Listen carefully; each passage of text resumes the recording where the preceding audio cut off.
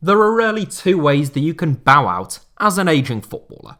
Either accept that the gig is up and bow out on a high before your knees give out on you, or just keep on plugging on, dropping ever further down the footballing food chain until you find yourself playing for a pub team and getting into a fight with a bloke called Keith over a packet of pork scratchings outside of the Black Horse. Well, not really, but you know what I mean. The received wisdom seems to be that it's best to just pack it up and leave on a high like Philipp Lahm or Xabi Alonso, but I'm not so sure. I mean, I'm not saying there's anything wrong with that, just that, hand on heart, if I was a professional footballer, I reckon I'd be pretty keen to keep going for as long as I could.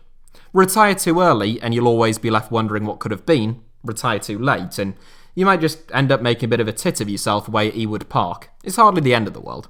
Anyhow, today's video comes courtesy of a suggestion from Carlton on Twitter, and it is a look at several former high-profile footballers who now play at a low level.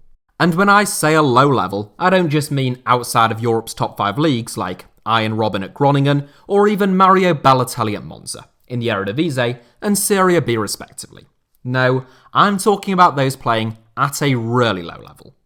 Without further ado then, and genuinely without further ado since he left his team in Sweden and is now without a club, here are 7 high-profile footballers now playing at a level almost as low as the one that Shorty got to back in 2007. Royston Drenthe. We might as well get underway with the man who inspired Carlton's suggestion to me on Twitter, and that is Royston Drenthe. From a Galactico to Spain's basement division and everything in between, Royston Drenthe has already lived multiple lives, having just turned 34. Indeed, Drenthe is quite literally in his second football career, having retired from the sport in 2016 following a season in the United Arab Emirates, only to return following a 2-year hiatus in 2018, winning promotion to the Eredivisie with Sparta Rotterdam. Like most of Drenthe's stints at a club though, even that would be short-lived, with Sparta releasing him following promotion.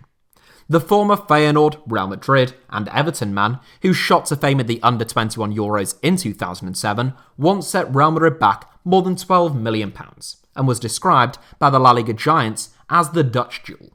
However, Drenthe often partied harder than he trained, and he developed a reputation as a volatile character who either left clubs or was moved on, typically within just a matter of months. Following a year in the Netherlands' third tier with Kozakum Boys, Drenthe signed for a new club at the start of 2021, returning to Spain for the first time since he left Real Madrid back in 2012. Upon his arrival at Real Murcia, Drenthe could kindly be described as looking rather poorly, or less kindly, quite rotund. Murcia compete in Spain's Tercera division, the country's ersatz 4th tier, which is home to almost 400 different clubs. Murcia's bold and controversial president Maurice Pagniello hopes to set his team apart from all the rest, having signed Matthias Pogba earlier this season, who has already departed, and repeatedly doing his best to try and bring Samuel Eto'o back out of retirement.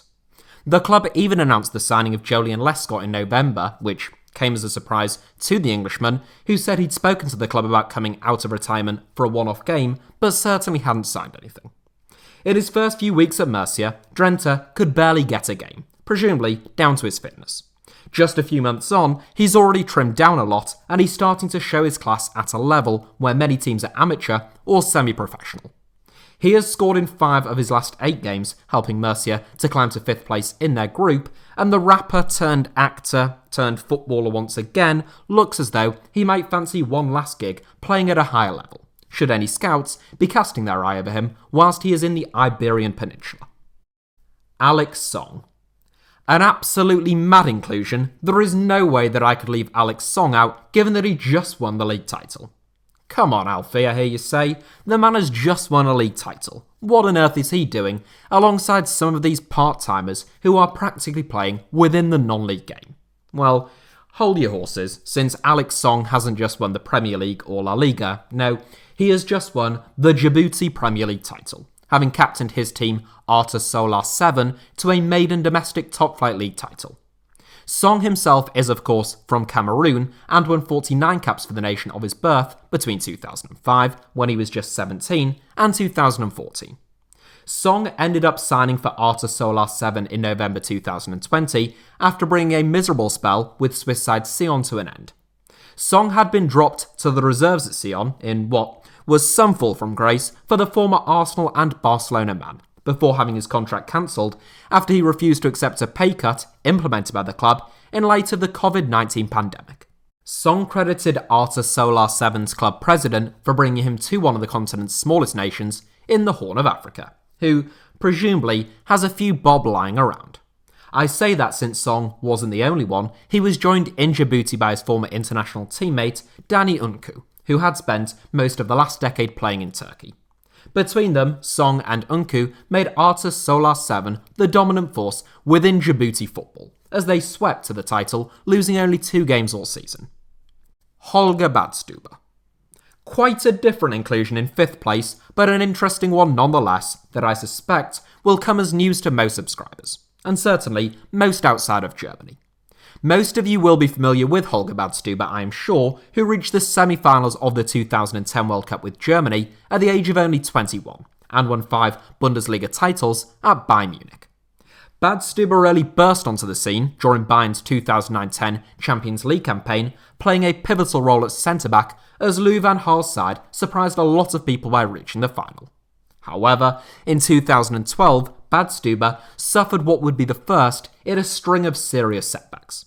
His time in Bavaria came to an end in 2017 when Badstuber signed for Stuttgart, but things have gone from bad to worse for the World Cup bronze medalist since arriving at the Mercedes-Benz Arena.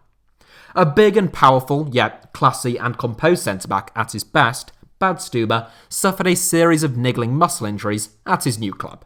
Eventually, Stuttgart lost patience, especially given Badstuber was said to be the club's highest earner on a reported £70,000 a week.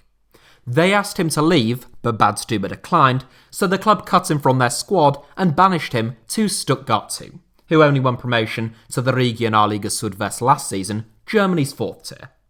Badstuber is now, surely, the best paid 4th tier footballer in the entire world. Presumably the club felt demoting Badstuber would be the push he needed to rip up his contract. But contrary to that, he's finally managed to find some sustained fitness and has actually played 14 games so far this season. Dani Guiza.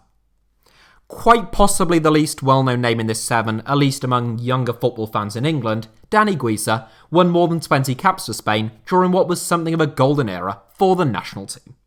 He came onto most people's radars with Getafe in the mid-2000s before really shooting to fame off the back of a sensational single season with Mallorca in 2007-08, when he beat the likes of David Villa and Ruud van Nistelrooy to be crowned as La Liga's top scorer with 27 league goals, despite not taking a single penalty. That was a remarkable achievement, and he followed it up by winning the Euros with Spain in the summer of 2008, before making what I always felt was a slightly unusual transfer to Fenerbahce. Guiza was never really as prolific again, returning to Getafe before enjoying stints in Malaysia, Paraguay, and then back in Spain with Cadiz. Now aged 40, more than 2 decades on from his professional debut all the way back in 1998, Guiza is still playing professionally in Spain's enormous, soon-to-be rearranged Segunda Division B. Technically the nation's 3rd tier, but really more of a bizarre, jam-packed free-for-all, the league contains a real mixture of teams, ranging from former La Liga champions Deportivo La Coruña to genuine rank amateurs. Guiza plays for Atlético Sunlequeno, still based in Cadiz, and he has done since 2017, playing almost 100 games for the club. So far this season, the 2007-08 Pichichi winner has bagged 1 goal in 10 appearances. Michonne. A quite brilliant fullback who I think is somewhat underrated here in the UK at least, due to his inferior longevity when compared to someone like Dani Alves and that famous game against Tottenham where he was run ragged by Gareth Bale. The reality is that in his prime, Michonne was comfortably among the best fullbacks in the world.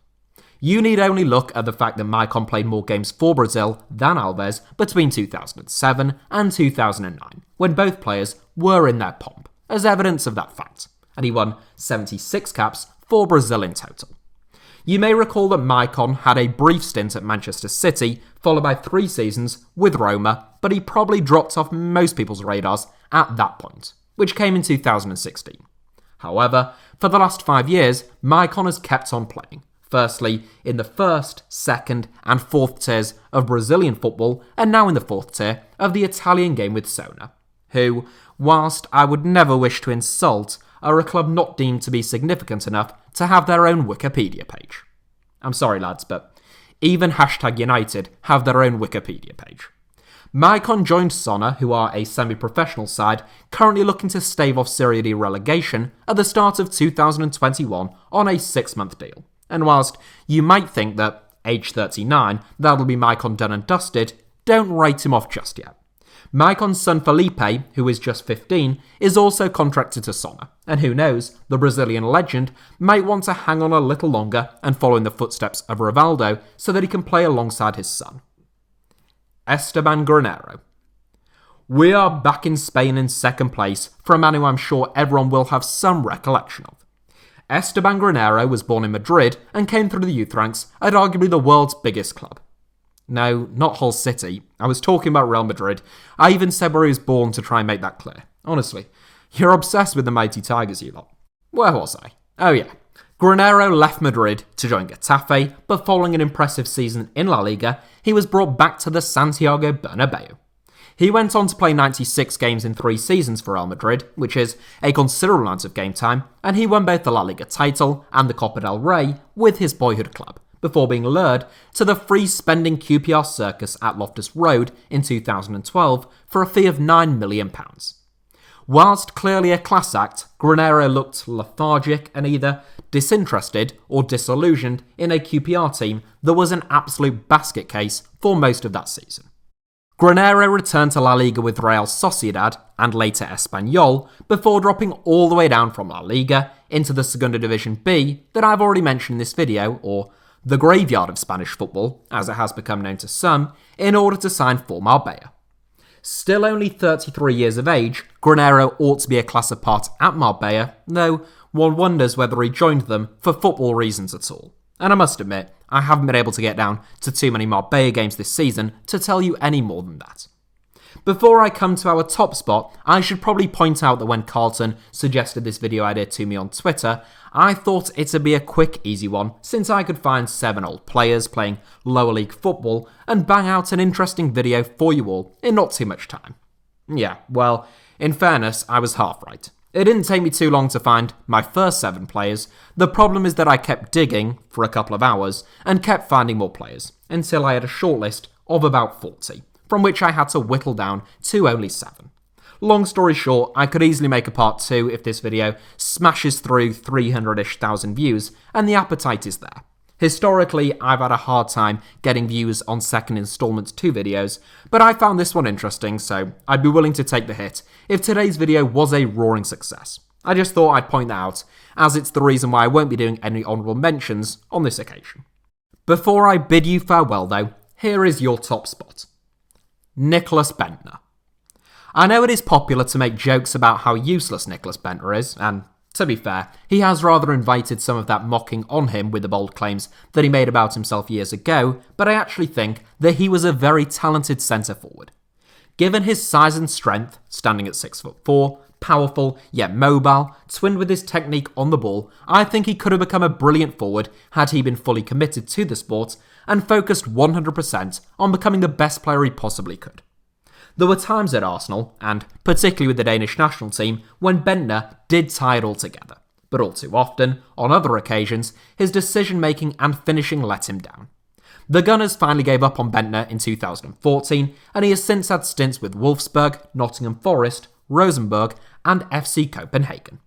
His time in Norway was the closest Bendtner came to a renaissance, bagging 35 goals in 84 games, but he only scored 1 in 8 back in Denmark with Copenhagen.